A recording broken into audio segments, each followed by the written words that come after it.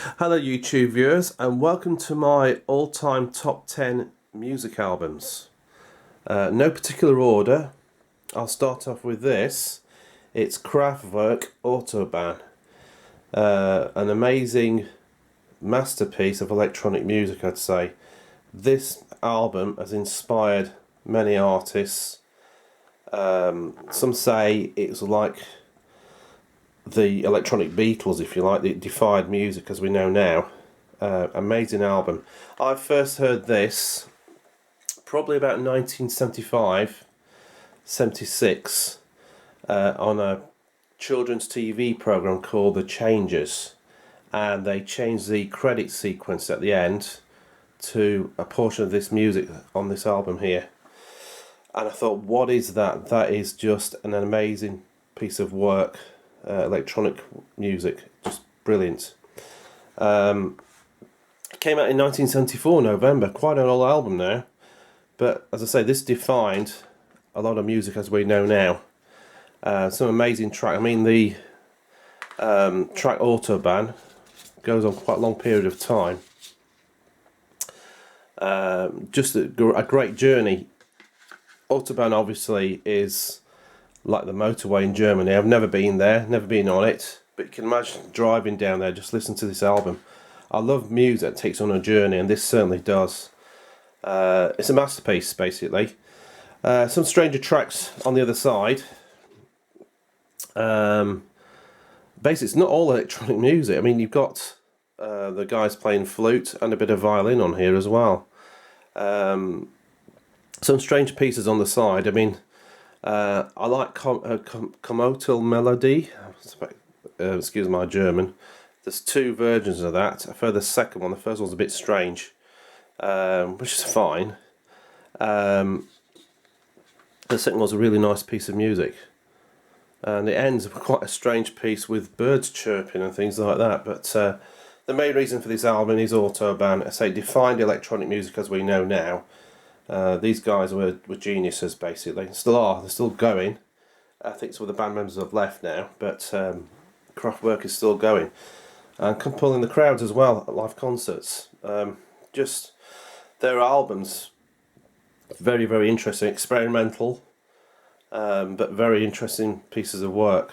I think this album go down in all-time history as one of the defining moments in music history, in my opinion. But I think it will. But worth a listen. The next album here is Thomas Dolby, The Golden Age of Wireless. This came out in 1982. I don't think it charted that very well, but it's become a very, very cult album, if you like. Great picture on the front there, like out of a comic magazine. But all the tracks on here are very, very good. A great debut album by him as well. She Belonged with Science, which features Magnus Pike, a chap who used to be on the television in the late 70s, early 80s, like a science advisor, if you like. Radio Silence, again another good track. Airways, beautiful piece of music. Flying North is about fear of flying. Weightless, I'm not sure what that's about, a good song. Europe and the Pirate Twins, a really good pop song. I think that was released as a single as well. Wind Power, which at the time never heard of what wind power was. Whether it's about renewable energy, I don't know. But a great piece of music there. If you like electronic music, have a listen to that track. Amazing, very atmospheric. And it finishes off at the end with a shipping forecast with a chap from BBC News, or BBC World Services, should I say, doing the shipping forecast. Commercial Breakup, a great solo synth riff on there, fantastic. One of Our Submarines, which was additional on the CD, about Thomas Dolby's uncle, I think, who went, when the submarines went missing during the Second World War, something like that anyway. Again, a great piece of music there. Cloudburst at Shingle Street, again, slightly different, but really, really good. The whole album's really good. It's a gem, actually. This album's a real gem. Some of the lyrics are quite bizarre. The first time I got this was on vinyl, which has come back now, hasn't it? That had a different format of songs. We had a track called The Wreckage of the Fairchild, which isn't on here. It was an instrumental, which I thought was really good. But that was taken off and replaced by one of our submarines, which is also very good. But I thought they could have put on Wreck of the Fairchild as well. But I've never seen the CD with all of those on there. But a lost gem, basically, this album. Really worth a listen. Have a listen. And it's one of my favourite albums. Next one is Mark Shreeve, Legion. Now some of you are probably thinking, who? Never heard of this guy. Now I first came across this in 1985. I bought a magazine called Electronic Music Maker and Computer Music. And they've got new artists on there. And there was a track called Storm Column, which was played on the cassette. Yes, cassette that came with it. And I was blown away. I thought, I've got to hear more of what this guy does. It was fantastic instrumental electronic music. Very full of sound for the time. So released in 1985 originally, and then re-released again in 1994. So a different cover on this album to the original. Now, between the late 80s to the early 2000s, if you saw a car chase or a dogfight with aircraft or any sort of scenes like that, I can guarantee his music would have accompanied that bit of footage or film. But just a great album to listen through from start to finish. Favourite tracks on here is Storm Column. There's a track called The Stand, which is a gentler track at the end. Really nice piece of melodic music. Flags are very good, slightly weird, experimentally. So Storm Column, brilliant track. Domain 7 is a beautiful piece of electronic music all the way through. And yeah, you would have heard of this, not played so much now. I saw this guy do a headlining act. He played at the Derby Assembly Rooms at an electronic music festival in 1994. He headlined it, and superb concert, absolutely from start to finish. So I saw him after, bought this again, first time on CD because I had it on LP vinyl, which I thought was going to be its way out, but the vinyl's come back again. And he actually signed this, and it says, to Richard and Sandra, which is my wife, all the best, Mark. So I've got this signed. Now I've seen these go on eBay unsigned for about 380 quid. So I don't know what this is worth, but I won't be selling it because it's one of my all-time favourite albums. Bit of a dark cover, which I'm not really into at all. But if you get the chance to listen to it on YouTube, any of his tracks, do. He released a lot of stuff on what he called library music for television. So there's a lot of other of his work out there as well. It's still going, but not this style of music anymore, which is like in between rock and electronic music, which I think was his best work. But yeah, have a listen on YouTube. I don't think you can get this anymore, unfortunately. The next one here is The Human League and Travelogue. This is the second album by the Human League. It came after an album called Reproduction. There was two stages of the Human League. This is the early stage of the Human League. Ian Craig Marsh and Martin Ware and Phil Oakey were in the band. Ian Craig Marsh, Martin Ware went to form Heaven 17 afterwards. After this album, in fact. It's a very innovative album, this one. Very early electronic music, again, which has influenced many bands. And much of the music you hear around today is influenced by a lot of stuff that came out of this. Slightly bizarre lyrics. A lot of the songs on here were about the future at the time. One of the bizarrest lyrics is a track at the beginning called A Black Hit of Space. basically strange lyrics on there, but it's about the music industry and how commercial it gets. And some of the lyrics in there, you know, it's like a black hole. This bland music's played and played, and it's like a black hole sucking everything in. And they wrote a song about it, and it's quite interesting because you've got shows like the X Factor now and things like that, and everything just pushed and pushed on this bland music, which they sort of predicted. Obviously there was some music like that around at the time, but the Black Hit of Space basically is a song about that. It was quite interesting.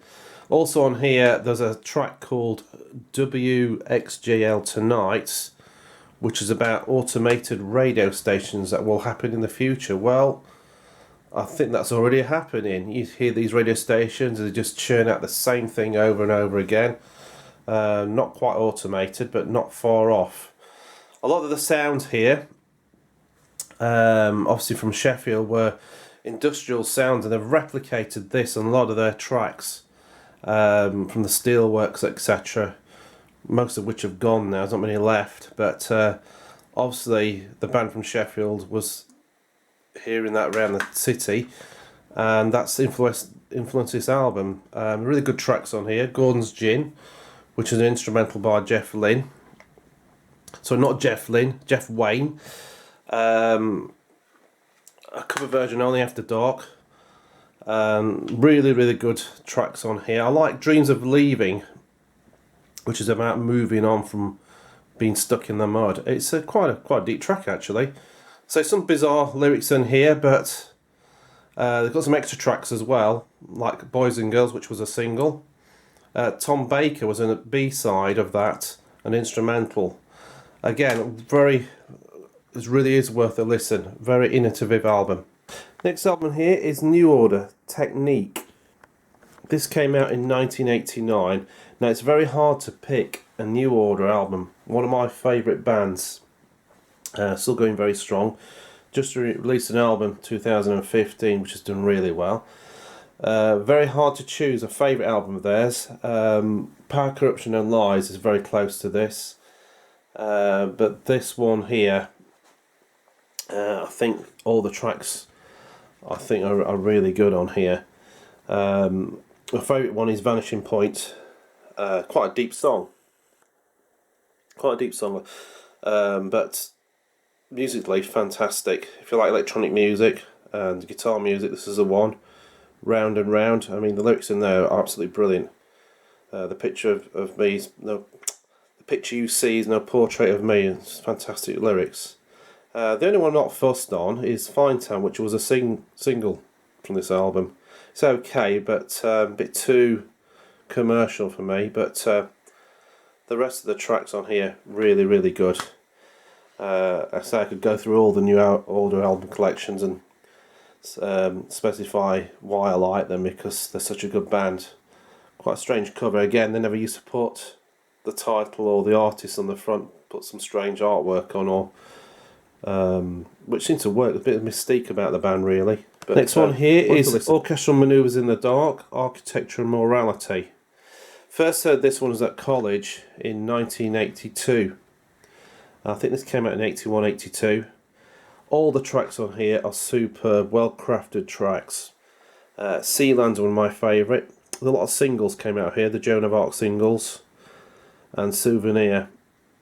This is their third album. Very atmospheric, a lot of like orchestral type synthesizer on here. Classic album I think of all time. All the tracks are good. The beginning and the end, right at the end track, is a really good song. They use a mellotron on here before they could sample sound. As an old instrument with a keyboard, you could record like choir sounds and orchestral sound. They use this quite heavy on this album. I think 10cc used it on a track called I'm Not In Love, and they use this for their choral sounds. It's really, really atmospheric. I just love it all the way through. The next album here is Ultravox Quartet, released in 1982. Got to number 6 in the UK charts. I love all the tracks on this album. They're all very good. My favourite one is Him, a very deep spiritual type song actually, about how we've fallen away from God and how we ourselves trying to be gods, and the mess that brings. A really good song. Reap the Wild Wind, fantastic single from the song, from the album. Serenade is one of my favourites off the album. I think that should have been a single.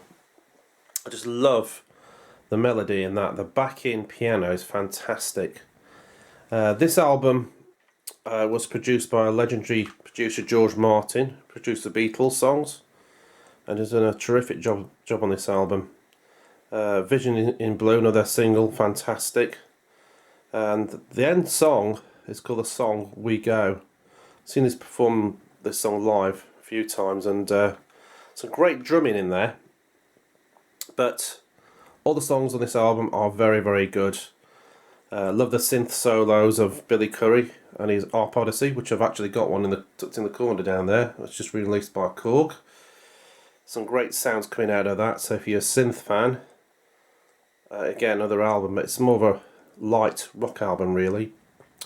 But yeah, definitely worth Next album here is Strangeland by Keane. This came out in 2012, got to #1 in the charts. A few singles came off this. Silence by the Night, Disconnected, Sovereign Light Cafe. Really like this album from start to finish. Really melodic songs all the way through. Well written songs. Had their first album, which I thought was very good, but this one tops it. The picture on here is Bexhill Seafront, which is about sort of 8 to 9 miles from here, so I do recognise this place. There's a song on here which I thought's one of the best on the album, called Sovereign Light Cafe, which is actually on Bexhill Seafront. Nothing special about the cafe, good cafe, nothing wrong with it at all, but a story about where they met and what they did as younger people, and I think we can all relate to that. So each song tells a story here, which I like.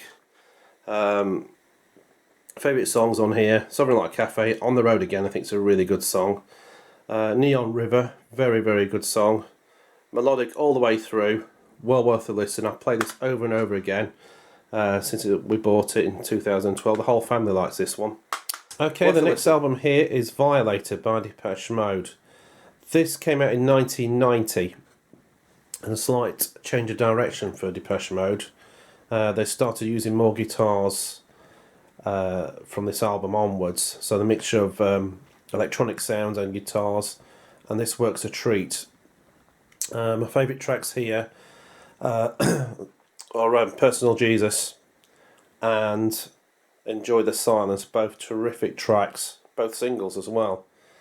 The other track is Sweetest Perfection, a really good building sort of track. Quite a deep album, this one, and slightly darker for them. The ones before that, I really like the album Speak and Spell, which is more poppy, but a great album for electronic sounds if you like the album. Some good instrumental tracks on that as well. But this one's really, really good. There's a hidden track on here called Crucified, which is the end of Enjoy the Silence, and it's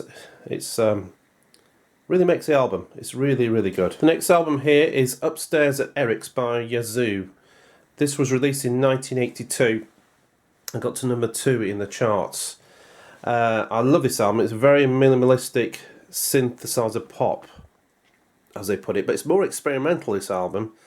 A lot of sort of experimental tracks. On the original vinyl LP, which I had when this first came out, there was a track called I Before EX After C, a very weird, arty, experimental track that was on there, but it's been dropped on the CD release, which really don't miss it, because there's some extra tracks on here. Some remixes of Situation, which was a B-side. Again, a great track. Singles Don't Go and the famous track Only You. Just great synthesizer, electronic songwriting on here. Very minimal drum and rhythm percussion tracks on here. I think the last track on the original album's got a Linn drum, which just come out. But he's used very sort of minimal sounds, but it really works. I do like the overall sound of this. Some people said it sounded a bit tinny, but I love it. I just love the sounds, the little rhythms going on, the counter rhythms, which Vince Clarke seems to produce even today. But yeah, one of my favourite tracks on here is Two Pieces, which is the second track. It's just melodic, intertwining sequences. It's just a great mix that seems to take on this little journey. A really good track. Only You, I think, is a great song. A very, very well written song. But there you have it. Yazoo upstairs at Eric's.